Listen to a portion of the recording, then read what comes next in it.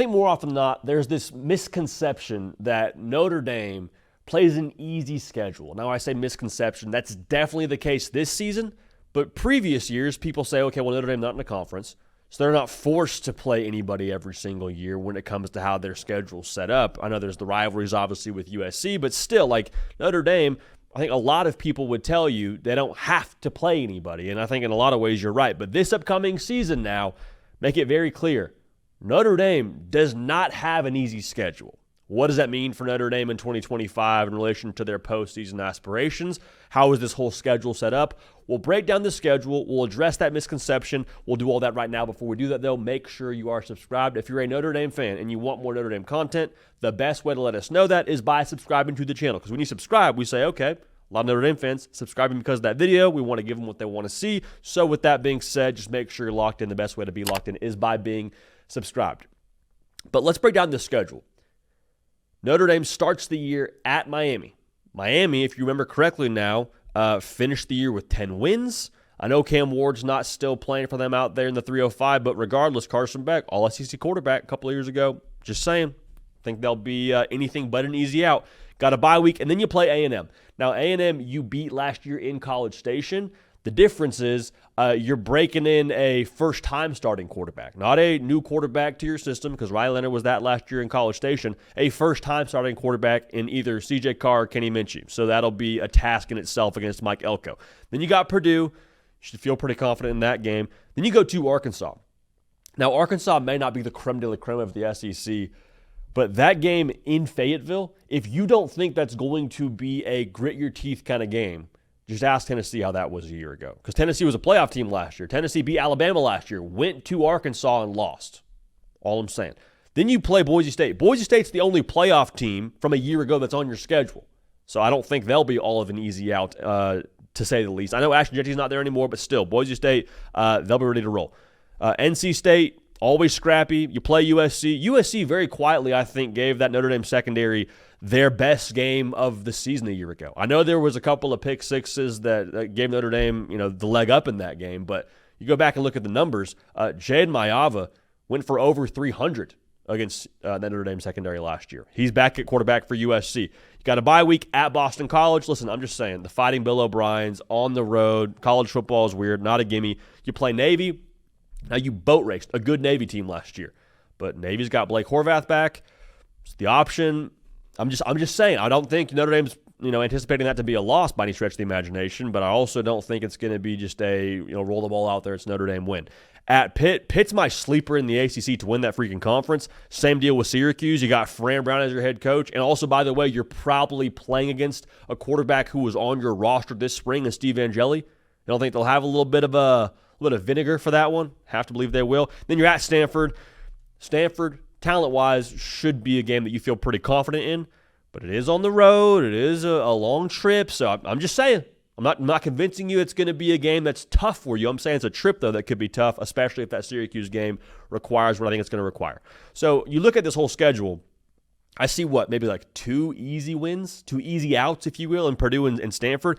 Every other game, you could talk me into Notre Dame having a good test on their hands. I wouldn't anticipate it against Navy or at Boston College or NC State or Boise State being like the toughest test, but I am saying any given game, those teams are good enough to give you one if you're Notre Dame. So the point I'm trying to make here is Notre Dame, when people say, it's an easy schedule, really? Have you looked at their schedule? Have you seen the way it sets up, much less all the opponents they have to play? Like, that's the other part of this. How tricky it starts for Notre Dame with the game at Miami, then a bye week and playing A&M. You're breaking in a first-year starting quarterback, whether it's Minchey or Carr, like I already told you. There's no ramp-up process for Notre Dame. There's no FCS West that you play to get the ball rolling. Like, whoever your starting quarterback is, you better be ready from game one because you go play a team in Miami who is, I think, pissed off from how last year went. I think they feel challenged on the defensive side to improve drastically. That's why they changed their whole staff and got a bunch of different players from the portal to up their level of talent on that side of the ball. Like, it's not going to be any training wheels for either of those quarterbacks to get rolling. So, and that's not even speaking to the game against A&M, which will be off a bye week. So the way it's set up, plus the opponents Notre Dame has to play, it's anything but easy for Notre Dame in 2025. So the reason why I think this is worth discussing, outside of the fact that, breaking down a schedule for any team at this point in the year is probably a productive conversation, but remember the situation Notre Dame was in a year ago when they lost to NIU. By the nature of who they lost to, and by the nature of Notre Dame being guaranteed to not have that extra data point on conference title weekend, we're all saying, okay, Notre Dame, you're in playoff mode right now. You cannot lose another game. A 10-2 Notre Dame last year does not make the college football playoff. Now, there's no NIU on the schedule this year, but if you were to drop a game this year, or I should say drop 2 games this year, I don't think it writes the same kind of sentence that it would for you a season ago because of your opponents, because of the way it sets up, and also, let's be real, how about the benefit of the doubt that I think Notre Dame should potentially have in the back pocket with the College Football Playoff Committee? Now, I'm not saying that you carry over what last year was into this season. I think every year is a new year, and you got to reset if you're in the committee.